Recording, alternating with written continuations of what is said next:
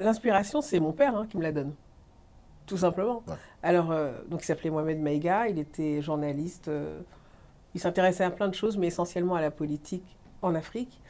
Il était basé en France, mais il allait très régulièrement, tout le temps, sur le continent. Et au début des années 80, il avait 30 ans, et il a rencontré quelqu'un qui a énormément compté pour lui, et vice-versa, qui s'appelle Thomas Sankara. Mm. Et ils sont devenus très proches, parce que mon père a vraiment vu en Sankara l'espoir d'un renouveau incroyable.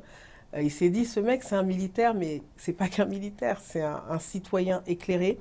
C'est quelqu'un de visionnaire, quelqu'un qui peut vraiment changer la donne parce qu'il s'exprime d'une manière qui touche les gens, Mm. qu'ils soient instruits ou analphabètes. Il arrive à les toucher, à leur faire comprendre des concepts politiques importants et pas forcément faciles. Et il s'est dit, il l'a soutenu en fait, à travers ses écrits, mais d'une façon très appuyée. Et Sankara, à cette époque-là, il était assez décrié, parce que la gauche du Burkina se disait, mais ce militaire, il va prendre le pouvoir, il va jamais le lâcher. Enfin bon, c'est une longue histoire. Mais du coup, ils sont devenus très amis. Mon père est devenu vraiment une sorte de conseiller, mais vraiment très proche. Donc Sankara a pris le pouvoir le 4 août 83, et mon père est mort le 1er janvier 84. Et il a été empoisonné. Donc il avait 33 ans à cette époque-là, il était vraiment très jeune.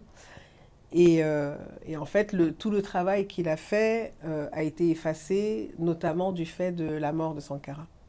Quand mon père est mort, mon père a eu des hommages nationaux au Burkina.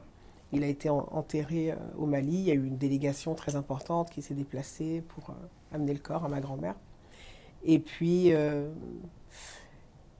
la maison de la presse à Ouaga s'appelait la maison de la presse Mohamed Maïga. Enfin, il y a eu des choses qui ont été faites, mais Sankara lui-même a été assassiné en octobre 87. Et là, il y a eu vraiment une opération d'effacement de cette histoire-là.